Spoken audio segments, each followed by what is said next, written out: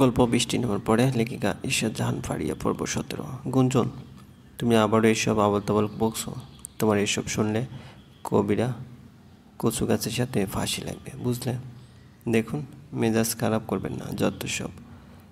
বিনয় চোখ টিপে বলল, তাহলে এখান থেকে আমি শুরু করি কবিতা। শোনো। গুঞ্জন মুখ বাঁকা করে হাই তুলতে তুলতে বলল, আমার প্রচণ্ড ঘুম পেয়েছে, আমি ঘুমোতে গেলাম, সরি বলে উঠে চলে গেলাম। ঠাস করে চাদর নিয়ে সোফায় শুয়ে পড়লো। আর বিনয় রাগে কাঁপতে লাগলো। কি ধোকাটাই না দিল, মনের ঝালটা ঝেড়ে গিয়ে ঘুমিয়ে পড়েছে বেয়াদব মেয়ে। বিনয় কিছুক্ষণ বিছানায় বসে রইল। যখন দেখলো গুঞ্জন ঘুমে কাদা হয়ে গিয়েছে, তখনই উঠে গুঞ্জনের কাছে গেল।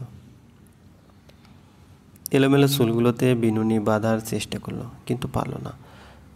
9 বার চেষ্টা করার পরেও যখন পারল না, তখন রাগে বিরক্তিতে ওর মুখ লাল হয়ে গেল। চুলগুলো 2 ভাগ করে একটার সাথে আরেক পাশ পেঁচিয়ে বেঁধে নিল। এবার অন্তত কিছুটা হয়েছে ভেবে উঠতে নিল।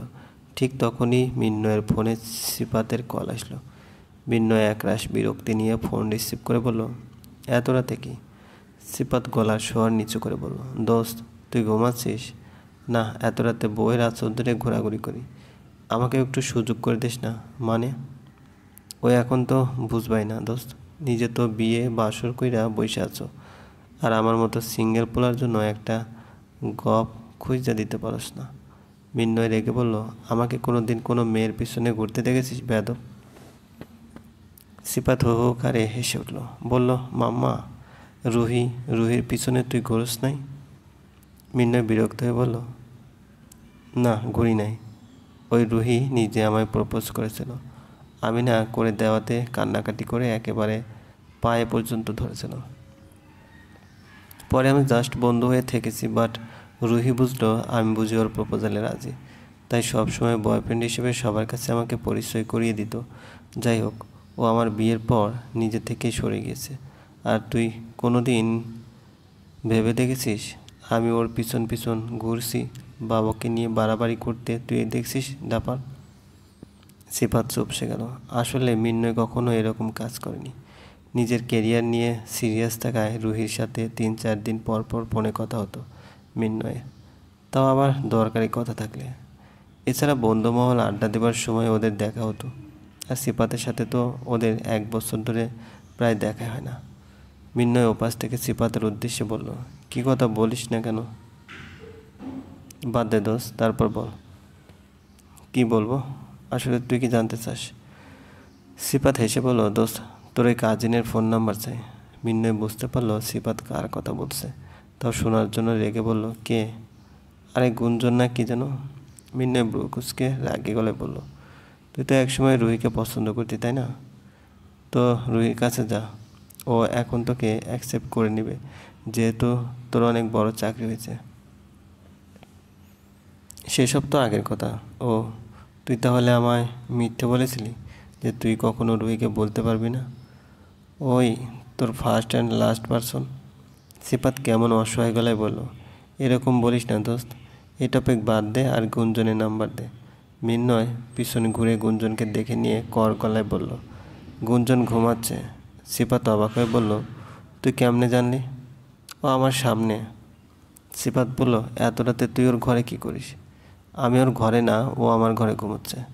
শালা, তোর বউ কই? বউই তো ঘুমাচ্ছে।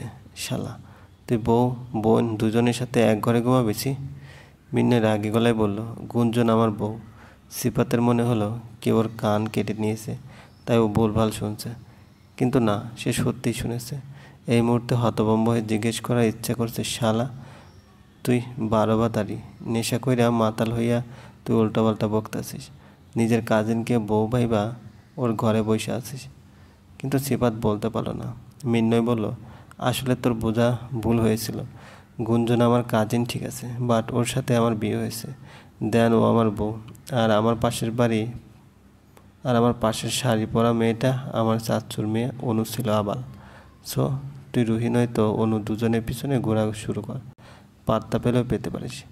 বাই দ্য ওয়ে, রুহি আবার গুঞ্জনের ফুফাতো বোন। বাই। মিন্নয় একদমে কথাগুলো বলে ফোন কেটে দিল। গুঞ্জনের দিকে তাকিয়ে বাঁকা হাসি দিয়ে ওকে কোলে তুলে নিল, বিছানায় শুয়ে দিল গায়ে চাদর টেনে দিয়েও নিজে ওর পাশে শুয়ে গুঞ্জনকে জড়িয়ে ধরল। মিন্নয়ের মনটা হালকা লাগছে, মনে হচ্ছে পাথর নেমে গিয়েছে। সিফাত বেচারা কী অবস্থা সেটা ভেবে ওর ভীষণ হাসি পাচ্ছে। গুঞ্জন এতদিন সোফায় থেকেছে, এখন থেকে ওকে বিছানায় ঘুমাতে হবে। দ্যাটস ফাইনাল ভাবতে ভাবতে একসময় ঘুমিয়ে পড়ল। ভোরের রোদ চোখে মুখে লেপ্টে আছে গুঞ্জনের। মিন্নয়ের ঘুম ছুটে গেল।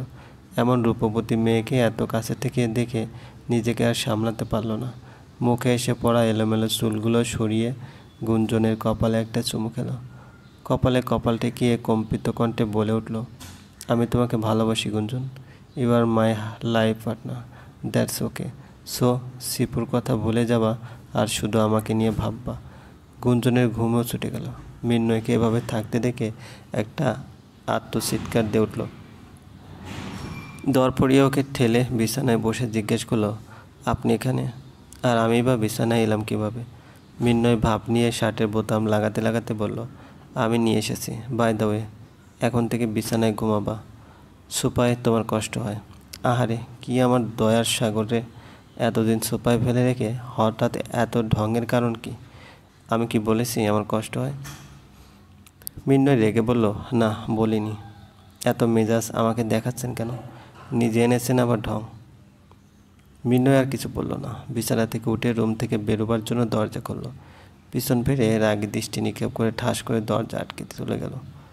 গুঞ্জন হতভম্ব হয়ে নিজের চুলগুলো খোপা করার জন্য হাতে নিল।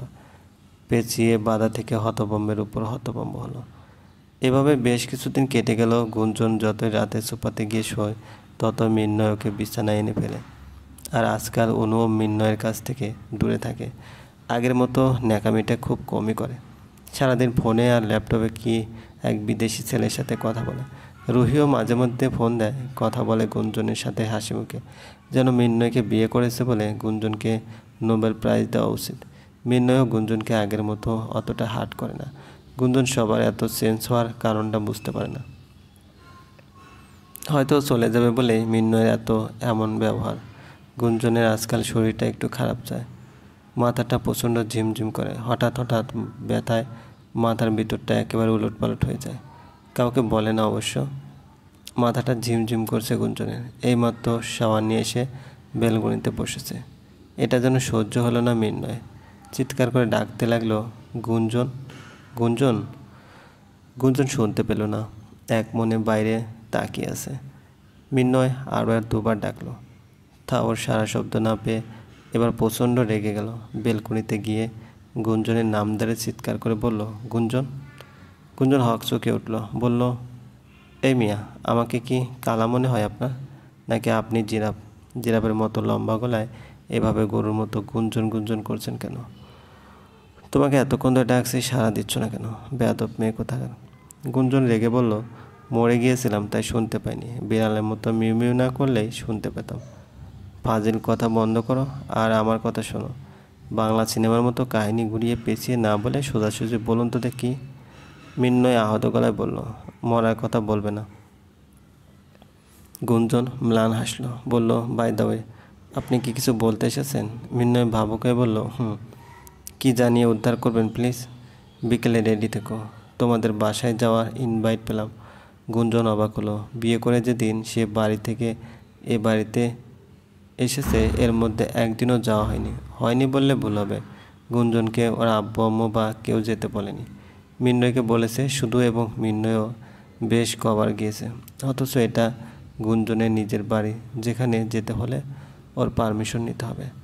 গুঞ্জন বলল, কোনো দরকার আছে ও বাড়িতে? কি দরকার? দরকারটা ইম্পর্টেন্ট না হলে আমি যাব না। মিন্নয় ভাবলো গুঞ্জনকে বোঝাই কিভাবে। বলল, অন্যের বাসায় ঘোরাঘুরি করছো তো, তাই এটা তোমার বদ্ধভ্যাসে পরিণত হয়েছে। নিজের মানুষগুলোকে ভুলে গিয়েছে। গুঞ্জন ছলছল চোখে তাকালো। অনেক কষ্টে নিজেকে সামলিয়ে হাসি মুখে বলল, নিজের মানুষ বলতে আমার কেউ আছে জগতে? সবাই পর, সবাই অন্যের। গুঞ্জনের কেউ নেই। গুঞ্জনকে কেউ পছন্দ করে না, ওকে কেউ ভালোবাসে না। চলবে। গল্পটি ভালো লাগলে অবশ্যই লাইক করবেন, কমেন্ট করে জানিয়ে দেবেন। ধন্যবাদ, ভালো থাকবেন।